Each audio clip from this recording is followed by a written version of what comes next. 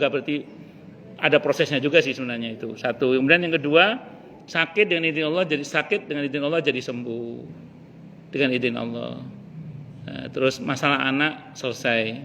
Saya pernah cerita sini ya, saya diundang oleh jamaah saya, minta dimuhasabai terkait dengan anaknya yang menurut dia nakal. Menurut saya sih nggak nakal, sama saya nurut kalau ngaji. Terus tapi menurut orang tuanya nakal gitu, menurut orang tuanya. Maksudnya orang tuanya kewalahan lah menghadapi anak ini. Setelah saya ajak muhasabai, ternyata memang ada uang yang masuk ke rekening beliau itu uang yang nggak jelas gitu ya. Akhirnya beliau tobati itu dan beliau nggak mau lagi terima kecuali dari yang jelas-jelas saja. Akhirnya begitu dilakukan hal itu ternyata ada perubahan. Nah itu kalau kita berhasil mendapat pemaafan tuh begitu. Jadi apalagi loh ya. Kalau kita ini diampuni oleh Allah seperti bayi baru lahir dari rahim ibunya. Jadi ada maghfirah, ada ma'fu pemaafan, ada pemaafan dari Allah itu yang kadarnya seperti bayi baru lahir dari rahim ibunya. Seperti dalam hadis riwayat Ahmad, hadis sahih ghairihi, kalau ada orang diberi musibah, kalau dia bersyukur, Allah akan ampuni dosanya. Hadisnya sahih ghairihi ya. Dosanya akan diampuni oleh Allah seperti bayi baru lahir dari rahim ibunya. Ada yang nanya, kalau bayi baru lahir dari rahim ibunya itu bagaimana bentuknya? Ibu tahu bayi ya? Bayi itu nggak bisa makan sendiri, tapi Allah gerakkan orang untuk memberinya makan. Bayi itu nggak bisa pakai baju sendiri, nggak bisa mandi sendiri, tapi ada yang makain baju. Digerakkan hati orang untuk melayani gitu loh. Maka kalau orang itu diampuni oleh Allah dengan kadar ampunan yang seperti itu akan dibuat banyak hati orang untuk tergerak membantu dia, menolong dia. Makanya kalau jenengan selama ini banyak yang nolong, mudah-mudahan itu tanda kalau jenengan diampuni oleh Allah, kita diampuni oleh Allah seperti bayi yang baru lahir dari rahim ibu kita. Amin Allahumma amin. Tapi tetap jangan GR loh ya. Begitu banyak bantu, kayaknya saya ini ya nggak tetap. Biasanya ada yang negur saya biasanya. Itu Ustaz orang-orang kaya, orang banyak yang bantu Ustaz itu. Pejabat-pejabat juga banyak yang bantu itu. CC lah kan itu ada kepentingan. Ini enggak ada kepentingan apa-apa. Memang murni karena Allah gerakkan untuk bantu. Enggak tahu kenapa banyak aja orang yang bantu kita dengan izin Allah misalnya gitu ya. Nggih monggo Bu. Lebih sepuh siapa? Ibu sama Bu Bu Linda. Lebih sepuh siapa yang ada sama Bu Linda? Kata yang sepuh silakan yang muda dulu. Monggo. Jenengan napa? Monggo Bu Dwi Puspitasari. Oh. Assalamualaikum warahmatullahi wabarakatuh.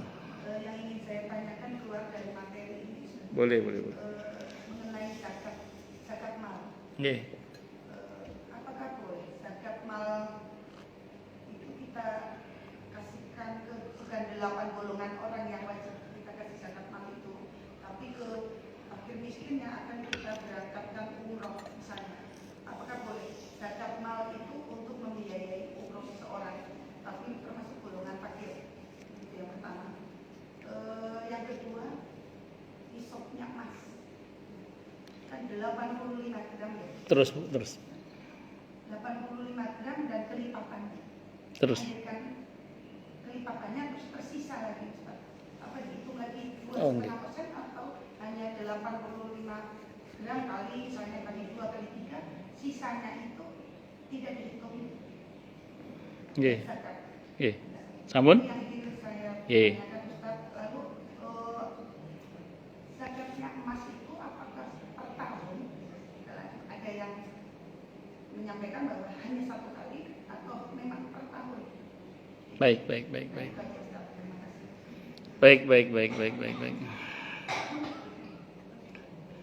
Yang pertama mengenai uang zakat mal untuk ongkos umroh seseorang. Pertanyaan saya gini, ini ibu ngongkosi ngasih uang sakunya atau membiayai biaya umrohnya? Itu pertanyaan dulu. Uang saku plus biaya umroh. Oke, gini, kalau uang sakunya enggak apa-apa. Karena dia termasuk Ibnu Sabil. Ibnu Sabil ya, orang dalam perjalanan untuk beribadah, berarti boleh untuk itu.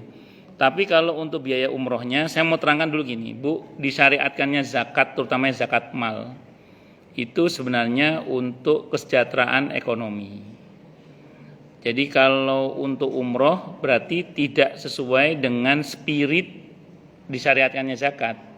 Ngaten. Mungkin Ibu tidak ada yang tahu ya. Saya pernah tahu ada seorang ustadz itu diberi uang untuk umroh.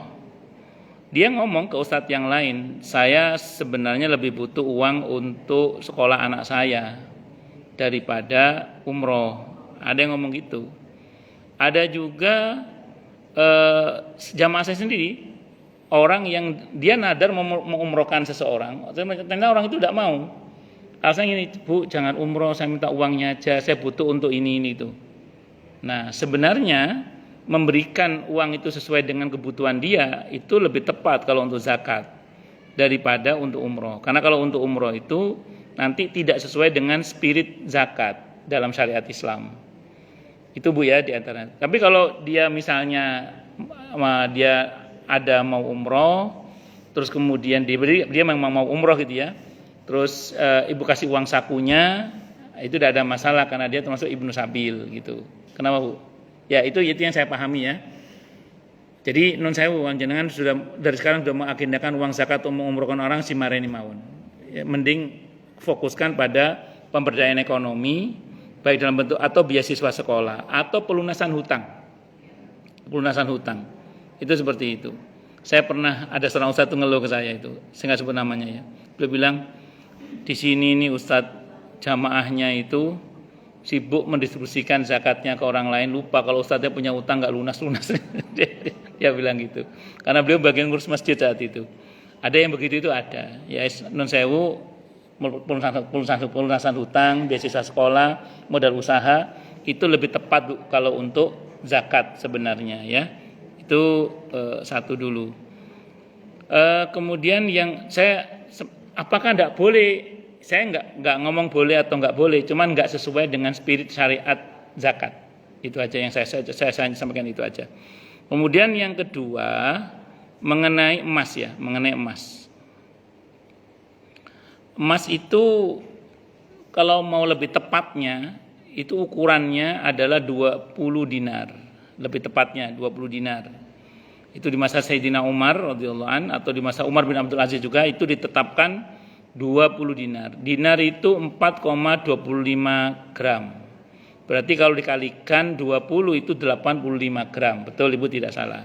Itu ukurannya. Ini saya sering orang yang betul 90 apa 85, orang bingung. Yang betul adalah 20 dinar pokoknya. 20 dinar itu adalah 85 gram. Itu nisabnya ya, nisab wajib zakatnya.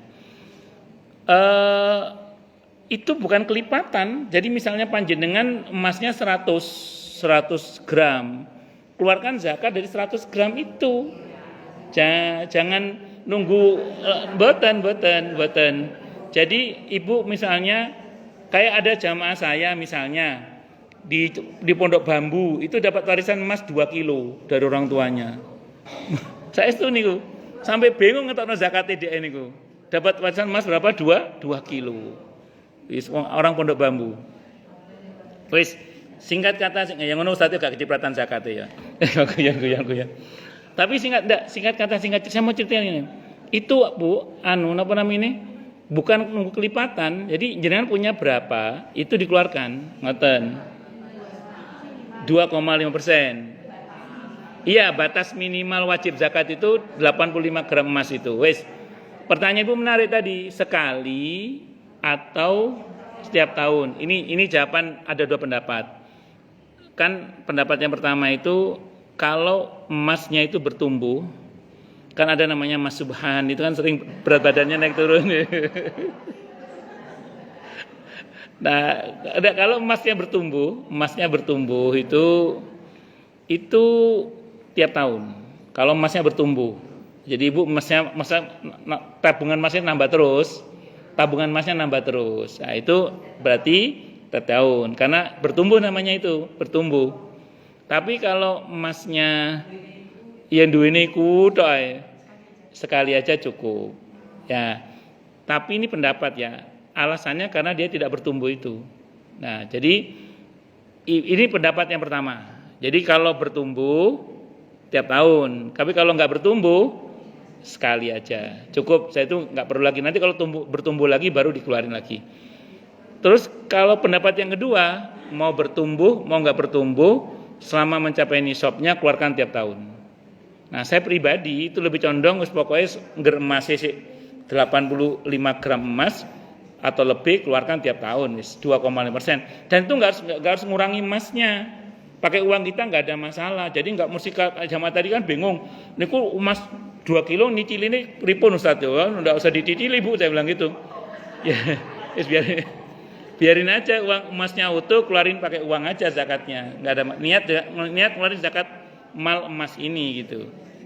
Ngoten, nggih? Wallahu a'lam bishawab. Nggih.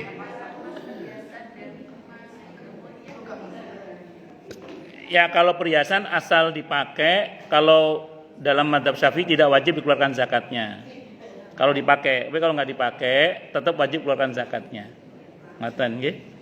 Wallahu a'lam bishawab. Nggih, monggo Bu Linda. Nggih, nggih.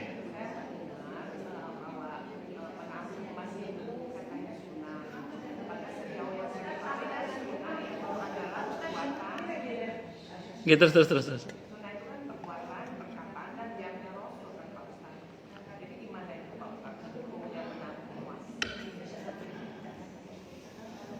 Mungkin bukan sunnah Rasul ya, mungkin hukumnya sunnah kali gitu. Beda hukum sunnah sama sunnah Rasul itu beda. Kalau kita ngomong hukum sunnah, kita ngomong fikih. Dikerjakan dapat pahala, tinggalkan tidak berdosa. Kalau sunnah Rasul kita ngomong hadis berarti. Kalau ngomong hadis harus ada contoh dari Nabi. Nah, sementara kita tahu Nabi itu ada emas segenggam rumahnya dikeluarin langsung kan tidak tahan itu. Makanya harus dibedakan antara sunnah Rasul sama hukum sunnah. Mungkin ini maksudnya hukum sunnah mungkin Bu ya. Tapi terlepas dari itu saya mau terangkan dulu begini. Bahwa beberapa sahabat Nabi ketika meninggal itu tabungannya ya banyak. Termasuk Abdurrahman bin Auf radhiyallahu anhu. Abdurrahman bin Auf radhiyallahu anhu itu ketika meninggal itu tabungan emasnya saja ketika dibagi warisnya itu yang bagian belah emas sampai melepuh tangannya. Saking banyaknya emasnya Abdurrahman bin Auf radhiyallahu anhu. Ya kan dibagi-bagi kan dibelah-belah itu emasnya itu untuk bagi waris. Itu tak yang bagian belah emas itu sampai melepuh tangannya. Itu Abdurrahman bin Auf radhiyallahu anhu. Saking kewayanya orang. Itu dermawan sekali orangnya Abdurrahman bin Auf. Kan beliau itu kan ada model orang itu keluar banyak, masuk juga lebih banyak lagi. Keluar masuk, keluarnya banyak, keluarnya masuknya lebih banyak. Itu Abdurrahman bin Auf. Yang repot itu adalah uangnya sedikit tapi pengeluarannya banyak. Itu luar biasa itu. Itu luar biasa itu. Uangnya sedikit tapi pengeluarannya banyak itu luar biasa itu. Nah, singkat cerita, jadi mungkin yang dimaksud dengan sunnah itu adalah hukum sunnah kali Bu ya, bukan sunnah Rasul bukan. Nah, tapi memang beberapa sahabat ketika meninggal tabungan emasnya memang banyak. Ada beberapa yang tabungan tanahnya banyak, macam-macam nggih. Wallahu a'lam bishawab. Kemungkinan karena gini, saya belum baca, tapi kemungkinan iya gitu aja. Kemungkinan, tapi saya belum bisa memastikan ya. Kemungkinannya sih iya. Wallahu a'lam bishawab. Nggih. Monggo Bu Alfi, monggo. Nggih Bu.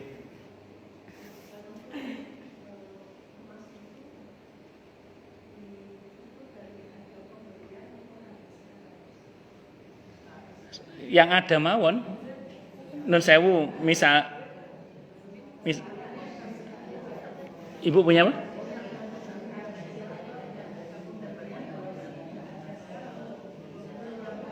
Zakatnya tuh?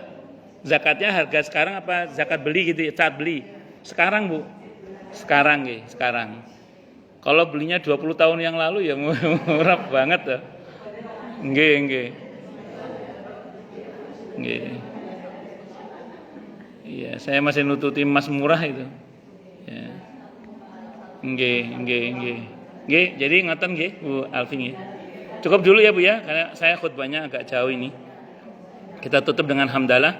Alhamdulillahirabbil alamin. Semoga kajian kita bisa bermanfaat, mubarakah fid dini wad dunya wal akhirah untuk kita, keluarga kita dan seluruh umat Islam semuanya.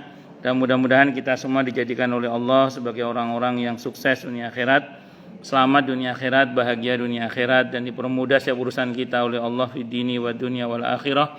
Semoga Allah limpahkan hidayah selalu untuk kita, semoga Allah tingkatkan selalu hidayah untuk kita, dan semoga Allah berikan hidayah untuk siapapun yang melihat kita. Subhanakallahumma bihamdika asyhadu an la ilaha illa anta astaghfiruka wa atubu ilaik. Sallallahu ala Muhammad wa ala alihi wa sahbihi wasallam. Saya mohon maaf. Wassalamualaikum warahmatullahi wabarakatuh.